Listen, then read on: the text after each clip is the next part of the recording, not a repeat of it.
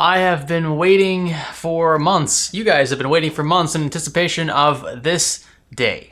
Finally, I have news. So here's a super crunch timeline of events leading up to today. On April 2nd, 2019, I was sued in small claims court in Indiana by the owner of Grace Computers and Electronics operating in Fort Wayne over this YouTube video right here. I filed a motion to dismiss on April 16th. An order for a hearing was issued a week later, scheduled for June 3rd of this year. Somewhere in between these dates, I retained lawyers to represent my company for the hearing, and we didn't hear back from the courts following the hearing until September 5th, 2019. I wanted to take the time in this video to not only outline what the magistrate detailed in the order, but also what my lawyers prepared for the hearing, because it was pivotal and pertinent to the argument against jurisdiction. And I've talked about all of this in previous videos. I've linked all of them down below, those that pertain to this argument at least. So if you want to catch up, those are there for you. But I'll first jump into the affidavit my lawyers presented on my behalf in the hearing. So what the heck is an affidavit? For those who don't know, it's a sworn statement used as evidence in court. Think of it as making a statement under oath, right? When you hold your hand up and you place your hand on the Bible here in the States, you're swearing to tell the whole truth, right? Except an affidavit is like a written form of that versus being in court testifying, if you will. My lawyers broke down the mechanics of my channel and company in order to affirm that I have no direct dealings in the state of Indiana. And that's important because the motion I filed to dismiss for lack of jurisdiction relies on the notion that business I conduct has nothing to do specifically with Indiana, where he resides and where his company resides. It's why you see paragraphs like this one here. Studios LLC, that's an abbreviation of my full company name, receives revenues from Google AdSense, third-party ads that I create for companies, and Amazon.com and Newegg.com as commissions for the sale of goods through special links. I've made no secret of how I make money. I talk about it very specifically in this video right here if you're interested in that. Anyway, the companies I create ads for are not based in Indiana to the best of my knowledge, and another paragraph, I have not directed any marketing of Studios LLC's merchandise to Indiana, and neither has Studios LLC. When Studios LLC geographically targets marketing, it does so by country, not state. This part here is an example of targeted advertising and demonstrates my lack of specificity on a state level, proving I've never targeted Indiana exclusively, which is what they would need, something like that to prove that they could try me in an Indiana court, at least in small claims court. These connections, if they'd existed, might have been used by the plaintiff to prove that I had special ties to the state, therefore granting the state jurisdiction over the pending case, meaning I would have to drive up there, right, or hire Indiana lawyers to represent me in said court. However, as you'll see shortly, the magistrate didn't see it this way. So fast forward to September 5th. The magistrate issues the following findings and order. I'm going to skip around a bit. It's a 3-pager, but I've linked it in this video's description if you want to read through it. It's a public document. I have nothing to hide in there.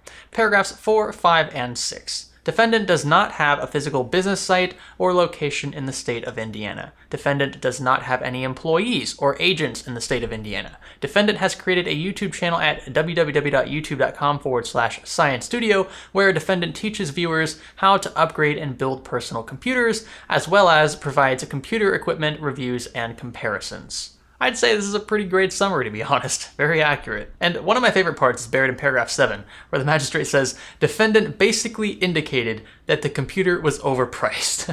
After this video was posted to YouTube, plaintiff contacted defendant demanding that the video be removed. Defendant did not remove the video. By the way, if you're confused about what a plaintiff is or a defendant, the plaintiff is the accuser. In this case, the defendant would be myself and my company. He was actually suing both me personally and the company, which I also find to be a bit bizarre, but whatever. Paragraph 11 is where the meat of the law argument begins. If you're not a lawyer or not keen on heavy-duty English, then this probably isn't for you, but I'll skim around a bit. Courts must first look at the context between the defendant and the forum state to determine if they are sufficient to establish that the defendant could reasonably anticipate being hailed into court there.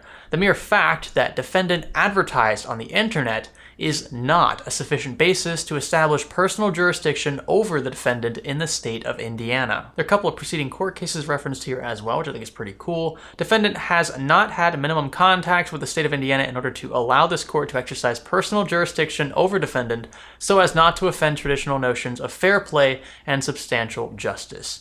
And the grand finales, paragraph 21 and paragraph 22. Defendant's motion to dismiss for lack of personal jurisdiction is granted. This case is hereby ordered dismissed for lack of jurisdiction. Cost to plaintiff, cost paid.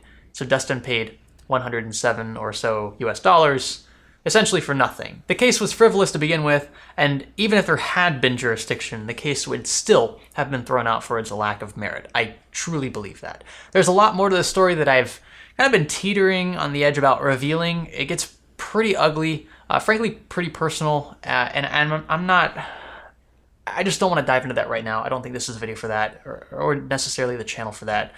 My lawyers are still exploring options in civil court, by the way, to protect my business and my person. The online harassment, the attempts to copyright strike my channel, and infringement of my First Amendment rights, both as an individual and a media outlet, are undeniably damaging. He's even recently attempted to strike a video over use of his business name. Again, a public entity. Nice try, D. Wood. We know it's you. So much for under penalty of perjury, right? But with all of that said, I am content with what I've revealed in this video so far, and I'm happy with the end result. That's, I think, the most important part. I'm happy with the magistrate's decision. I think he made the right decision based on precedent, based on what is actually written in Indiana's laws. I went through and read like entire state statutes about this stuff. That was how I was informed enough to file a motion to dismiss without needing to retain lawyers at that point. Now, I retained lawyers after that because I needed to have my company represented at the hearing, but I had done enough research. I'm not a lawyer. I'm an engineer. I have an MBA, but it doesn't touch business. I mean, we take a few business law classes, but that does not mean that I am skilled enough to defend myself in court. But I did think I was informed enough about state statutes to draft a motion to dismiss, and that was where this all started, and I'm happy to hear that the magistrate agrees with me. So yeah, I'm gonna say this again because I feel like I need to reiterate it in every video. This video is not intended to be a catalyst for harassment. I do not condone it. I've never advocated it on this channel, and I will publicly detest it. I will block anyone who pursues any form of harassment of any kind, whether it be physical or verbal, online or in person. I don't care. This isn't about him. This is about our channel and about, I don't know, liberty, being free of these just shackles just in the back of my head. Just knowing that it's there is stressful. I just don't want to have to deal with it. I think it's a waste of time. I don't think there's anything there. There's no substance anyway. But just knowing that someone can't harass you just by suing you just because they feel like it it sucks. You know, I don't wish that on anybody in my life. And hopefully it's all buried at this point, but you never know. Again, wouldn't be surprised. Thank you guys for the love and support. Stay tuned for more traditional content on the channel. I will keep you updated if this turns into anything else, but for now, I'm satisfied. This is Science Studio. Thanks for learning with us.